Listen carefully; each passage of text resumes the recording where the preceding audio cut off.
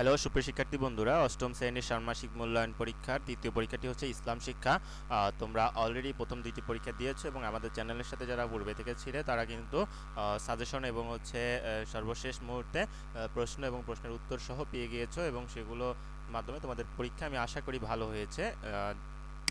কারা আমাদের মাধ্যমে উপকৃত হলে তারা অবশ্যই কমেন্ট সেকশনে জানাতে পারো যে তোমরা আমাদের চ্যানেল থেকে কি পরিমাণ উপকৃত হচ্ছ। আচ্ছা, যাই হোক, আজকে ইসলাম শিক্ষা যেহেতু পরীক্ষাটা হচ্ছে 10 তারিখে, তাই ইসলাম শিক্ষা এখন হচ্ছে তুমি একেবারে না পড়ে যদি পরীক্ষার প্রশ্নের আশায় বসে থাকো তাহলে কিন্তু সেটা মোটেই যৌক্তিক হবে না। ঠিক আছে? তো আজকের এই ভিডিওতে আমি তোমাদের সাথে আছি জুয়েল মাহমুদ স্যার, বরাবরের মতোই যেভাবে তোমাদের সাথে পূর্বেও ছিলাম সেভাবেই থাকবো ইনশাআল্লাহ সবসময়ের জন্য। তো আজকে আমরা যে কাজটি করব সেটা হচ্ছে বোর্ড বই থেকে আমরা কিছু প্রশ্ন তোমাদেরকে দাগিয়ে দেব, যেই প্রশ্নগুলো তুমি পড়ে আপাতত এই কয়েকদিন তোমার প্রস্তুতিটাকে গুছিয়ে নেবে। তো তুমি যদি কিছুটা পড়াশোনা করে থাকো তাহলে কিন্তু পরবর্তীতে তোমার প্রশ্ন যদি পাওয়া যায় তাহলে তো অবশ্যই আমি উত্তর সহ দিব, সেটাতে কিন্তু তোমার মুখস্থ করতে সহজ হবে, কারণ সেই সময় কিন্তু খুব স্বল্প সময় থাকে, স্বল্প সময় এত কিছু পড়া নতুন করে সম্ভব হবে না, কারণ তোমাদের সকালবেলা পরীক্ষা, রাতে প্রশ্ন পাওয়া যায়। যাই হোক, তো তোমরা পূর্ব থেকে আগে একটু পড়ে রাখো যাতে হচ্ছে তোমার শেষ সময়ে সেটাকে রিভিশন করলে তোমার জাস্ট মনে পড়ে যায় যে এইগুলো তুমি পড়ছো আগে থেকে। হ্যাঁ, তো দেখো এইখানে হচ্ছে পূর্বের পরীক্ষা যেমন স্বাস্থ্য সুরক্ষা তো আমি কিন্তু বই থেকে দাগিয়ে দিয়েছিলাম, সেগুলো যদি তুমি পড়ে থাকো সেখান থেকেই কিন্তু 80%-এর উপরে পরবর্তী প্রশ্নের মধ্যে দেখা গেছে যে ইনক্লুডেড রয়েছে। তো আচ্ছা, যাই হোক, আমরা ইসলাম শিক্ষা নিয়ে কথা বলি। ইসলাম শিক্ষার বোর্ড বইয়ের দেখো 1 থেকে 72 পৃষ্ঠা পর্যন্ত কিন্তু তোমাদের পরীক্ষায় থাকবে। তো চলো আমরা সেটা দেখে আসি, আর দেখার আগে তোমাদের কাছে অবশ্যই একটি রিকোয়েস্ট থাকবে, চ্যানেলটিকে সাবস্ক্রাইব করে বেল বাটনে ক্লিক করে রাখবে এবং তোমার বন্ধুদের সাথে শেয়ার করে রাখবে। যতজন ভিডিওটি দেখবে ততজনকে আমি রিকোয়েস্ট করবো চ্যানেলটিকে সাবস্ক্রাইব করে রাখার জন্য।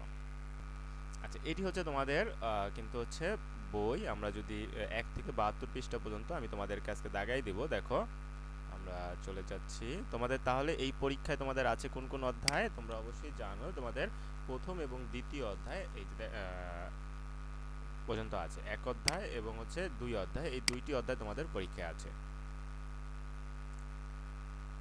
আচ্ছা, দেখো প্রথমে এখানে আল্লাহর পরিচয়, প্রথম অধ্যায়টাতে আল্লাহর পরিচয়, এটা কিন্তু খুবই খুবই ইম্পর্টেন্ট। আল্লাহর পরিচয় এটা খুবই ইম্পর্টেন্ট, এখান থেকে তোমাদের দেখবা যে প্রশ্নে থাকবে ইনশাআল্লাহ। এখানে দেখো আল্লাহর যে কয়েকটা নাম দেওয়া আছে, আল্লাহু তাওয়াবুন, মানে আল্লাহর যে আসমাউল হুসনা সমূহ যে আছে সেগুলো কিন্তু খুবই ইম্পর্টেন্ট। এছাড়া এখানে একটা কাজ দিছে, যেমন আল্লাহু তাওয়াবুন এই নামের শিক্ষা এবং তোমাদের কর্মে বাস্তবায়নে তোমরা কি কি করতে পারো সেটা একটা তালিকা 2 পৃষ্ঠায়, এটাও ইম্পর্টেন্ট, এটা তোমরা একটু পড়ে নিবা। এছাড়া আল্লাহ কাদিরুন, আল্লাহ ওয়াদুদুন, তারপর আল্লাহ জব্বারুন, হ্যাঁ, পরাক্রমশালী বা শক্তিশালী, শক্তিধর, আল্লাহ সামাদুন, অমুখাপেক্ষী, অবিনশ্বর। ঠিক আছে? তো এই যে এই আসমাউল হুসনাগুলা যে আছে, তোমরা এই আসমাউল হুসনাগুলার পাশাপাশি তোমরা 10টা আল্লাহর গুণবাচক নাম তোমরা পড়ে ফেলবা। ঠিক আছে?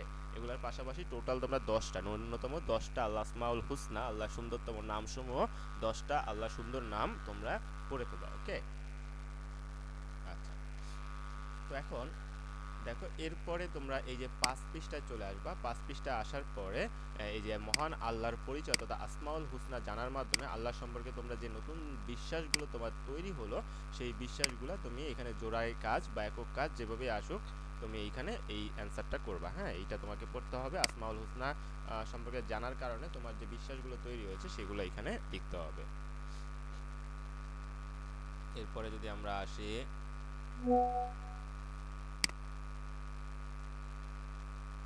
এই যে দেখো এইখানে এইটা খুবই ইম্পর্টেন্ট একটা প্রশ্ন, এই যে যেসব বিশ্বাস ও কাজের মাধ্যমে রাসূলগণের প্রতি আমার ঈমান আরো দৃঢ় করবে, এইটার উত্তরটা তুমি উপরে যদি পড়ো এগুলোর মধ্যে থেকে কিন্তু চলে আসবে। ঠিক আছে? এই প্রশ্নটা তোমরা পড়ে নিবা, এটা খুবই ইম্পর্টেন্ট, 10 পৃষ্ঠায় তোমাদের পাবা ইসলাম শিক্ষার। এরপরে আসো খতমে নবুয়াত। খতমে নবুয়াত মানে হচ্ছে নবুয়াতের পরিসমাপ্তি, এই অংশটাও তোমরা একটু পড়ে নিবা। এই অংশটা পড়লে এখান থেকেও প্রশ্ন আসার সম্ভাবনা ব্যাপক পরিমাণ।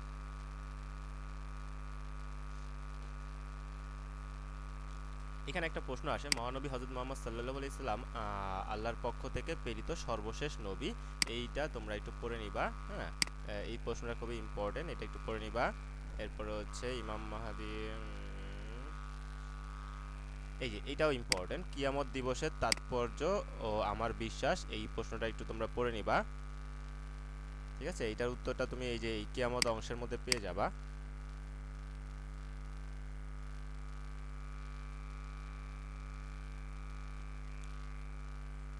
এরপর দেখো তুমি বইয়ের 18 পৃষ্ঠায় চলে আসবা। 18 পৃষ্ঠায় যে একটা দলগত আলোচনা দেয়া আছে এইখানে, যে পুনরুত্থান দিবসে আল্লাহর রহমত প্রাপ্তি ও আযাব থেকে দূরে থাকার জন্য তোমার করণীয় কি কি, এই অংশটা একটু পড়বা তোমরা। এটা খুবই ইম্পর্টেন্ট। এই যে নিচে এই ছক আকারে দেয়া আছে, এখান থেকে পড়ে নিবা। আচ্ছা, এই তাকদিরের প্রতি ঈমান, এটা খুবই খুবই ইম্পর্টেন্ট। তাকদিরের প্রতি ঈমান, এটা খুবই ইম্পর্টেন্ট। এই যে প্রশ্নটা আছে, তাকদিরে বিশ্বাসের ফলে তোমাদের জীবনে কি কি পরিবর্তন হতে পারে বলে তুমি মনে করো, সেইটা কিন্তু ইম্পর্টেন্ট এখানে আছে। ওকে, তারপর তাকদিরের প্রকারভেদ, এটাও পড়ে নিবা। তাকদির অংশটা ইম্পর্টেন্ট। হ্যাঁ, অপরিবর্তনীয় তাকদির এবং পরিবর্তনযোগ্য তাকদির, এটা এই অংশটাগুলো একটু পড়ে নিবা। তাকদিরের পুরোটাই তোমরা একটু পড়বা। হ্যাঁ, দেখো প্রিয় শিক্ষার্থীরা, তোমরা এখান থেকে শিরক কাকে বলে এটা একটু পড়ে নিবা। শিরকের অংশটা ইম্পর্টেন্ট, শিরকের পরিচয়। ঠিক আছে, শিরক কাকে বলে এই সংজ্ঞাটা এই যে এখান থেকে পড়ে নিবা, তোমাদের বইয়ের 24 পৃষ্ঠায় পাবা। তারপরে শিরকের যে প্রকারভেদ এটাও পড়বা। শিরকের প্রকারভেদ, শিরক 3 প্রকার। এই যে আল্লাহর সত্তা অস্তিত্বে শিরক করা, আল্লাহর ইবাদতের ক্ষেত্রে আল্লাহর সাথে কাউকে শিরক করা, শরীক করা বা শিরক করা, আল্লাহ তাআলার নাম ও গুণাবলীতে শিরক করা, এই অংশটা তোমরা পড়বা। শিরক হয় বা হতে পারে, এই যে শিরক অংশটা ইম্পর্টেন্ট, তাই এই প্রশ্নটা তোমরা পড়বা। এমন কাজের তালিকা তোমাকে তৈরি করতে হবে। শিরক হয় বা শিরক হতে পারে এমন যে কাজগুলো আছে সেগুলোর একটি তালিকা তোমরা প্রণয়ন করতে হবে। 25 পৃষ্ঠায় এই প্রশ্নটা পাবা তোমরা। শিরক অংশটাই ইম্পর্টেন্ট, তোমরা এইখানে এটা পড়বা। দৈনন্দিন জীবনে শিরক থেকে দূরে থাকার জন্য যেসব ভালো এবং মন্দ কাজ করব, এবং যেসব ভালো কাজ করব এবং যেসব মন্দ কাজ বর্জন করব সেগুলোর একটা তালিকা এখানে দিয়েছে। এই যে করণীয় মানে যেগুলো তোমরা করবে, আর বর্জনীয় যেগুলো তোমরা ত্যাগ করবে, এগুলো পড়তে হবে। এরপরে চলে আসো 2 নম্বর অধ্যায়। 2 নম্বর অধ্যায়টা হচ্ছে ইবাদত। ইবাদতে যদি আমরা আসি, তাহলে দেখো দেখো এই যে একটা একক কাজ দেয়া আছে, এটা একটু পড়বা। নিজেকে পরিশুদ্ধ করি এবং রমজান মাসে যে ইবাদতগুলো অভ্যাসে পরিণত করব, সেই কাজগুলো আমরা পড়ব। এটা তোমরা পেয়ে যাবা 39 পৃষ্ঠায়। তারপরে এই যে লাইলাতুল কদরে যে যে ইবাদত সমূহ করতে হয়, সেইটা তোমরা এখানে পাবা, সেটা একটু পড়ে নিবা। ওকে,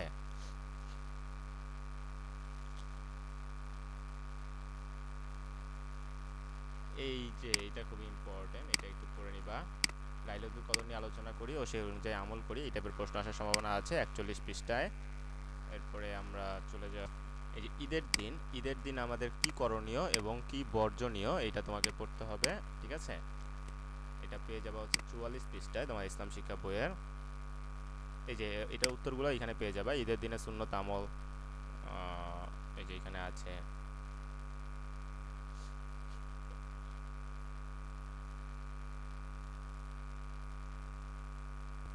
এটা পড়তে পারো, জাকাত প্রদান করলে আল্লাহ তাআলা তার সম্পদ বৃদ্ধি করে দেন। এই কাজটা করবা তোমরা। দেখো 60 পৃষ্ঠা থেকে শুরু। হজের ফরজ, এই যে হজের 3টি ফরজ, এটা একটু পড়ে নিবা। হজের যে 3টা ফরজ আছে এবং হজের ওয়াজিব সমূহ এখানে দেওয়া আছে, দেখো এগুলো একটু পড়বা। এবং হজের সুন্নত সমূহ এগুলো পড়বা।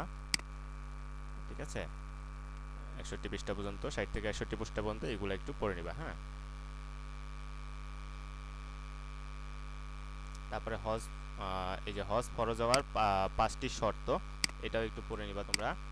ঠিক আছে, 1 নম্বর মুসলিম হওয়া, বালেগ হওয়া মানে প্রাপ্তবয়স্ক হওয়া, বোধশক্তি মানে পাগল না হওয়া, স্বাধীন হওয়া, হ্যাঁ নিজে এবং শারীরিক ও আর্থিক সামর্থ্য থাকা, এগুলো একটু পড়বা। আরেকটা কাজ করবা, এই যে 71 পৃষ্ঠায় চলে আসলে তোমরা হজের যে নিষিদ্ধ কার্যাবলী, হজের সময় যা যা করা যাবে না এগুলো একটু পড়ে নিবা। যেমন অশ্লীল কথা বলা বা ইসলামী শরীয়ত মোতাবেক নিষিদ্ধ কাজ বা পাপাচার, সেগুলো করা যাবে না। ইহরাম বাঁধা অবস্থায় যে কাজগুলো করা আরও কঠোরভাবে নিষিদ্ধ। কারোর সাথে ঝগড়া বিবাদ করা যাবে না। কোনো প্রাণী শিকার বা অন্যকে শিকার করার জন্য শিকার দেখিয়ে দেয়, এগুলো করা যাবে না। পুরুষের জন্য সেলাই কাপড় পরা নিষিদ্ধ। ঠিক আছে, এগুলা একটু পড়বা। হ্যাঁ, এই যে 9টা যে আছে এগুলো একটু পড়বা। তো এই 72 পৃষ্ঠা পর্যন্ত তোমাদের দ্বিতীয় অধ্যায় পর্যন্ত ছিল। তো এইটা তোমরা একটু পড়তে থাকো অ্যাকচুয়ালি। হ্যাঁ, তো তোমরা যদি এটা পড়তে থাকো তাহলে হবে কি, তাহলে যদি প্রশ্ন আউট হয় তখন তোমরা সেটা ইজিলি মুখস্থ করে ফেলতে পারবা, নয়তো কিন্তু সেটা তোমাদের জন্য অনেক টাফ হয়ে যাবে। সো তোমরা একটু পড়তে থাকো এবং চ্যানেলটিকে সাবস্ক্রাইব করে বেল বাটনে ক্লিক করে রাখো। প্রশ্নটি হাতে পাওয়া মাত্রই সমাধান সহ তোমার হাতে সবার আগে তুমি পেয়ে যাবা একদম কারেক্ট অ্যান্সার সহ। আমরা কোনো গোজামিল প্রশ্নের উত্তর দিব না, আমরা তোমাদেরকে কোনো ধরনের বিভ্রান্ত করব না। আর তোমরা কারা আমাদের ভিডিওটি কোন স্থান থেকে, কে এবং কোন স্কুল থেকে দেখতেছো অবশ্যই কমেন্ট করে জানাতে পারো আমাদের সাথে। এবং এতক্ষণ ধরে ভিডিওটি আমাদের দেখার জন্য তোমাকে অন্তরের অন্তঃস্থল থেকে ধন্যবাদ জানাচ্ছি, এবং অবশ্যই তোমাদের একটি সুন্দর পরীক্ষা কামনা করি। এর জন্য তোমাকে অবশ্যই প্রস্তুতি নিতে হবে। তোমরা পড়াশোনা করতে থাকো, সময় মতো ইনশাআল্লাহ সব কিছু পেয়ে যাবে। আল্লাহ হাফিজ, ভালো থাকবে। আসসালামু আলাইকুম।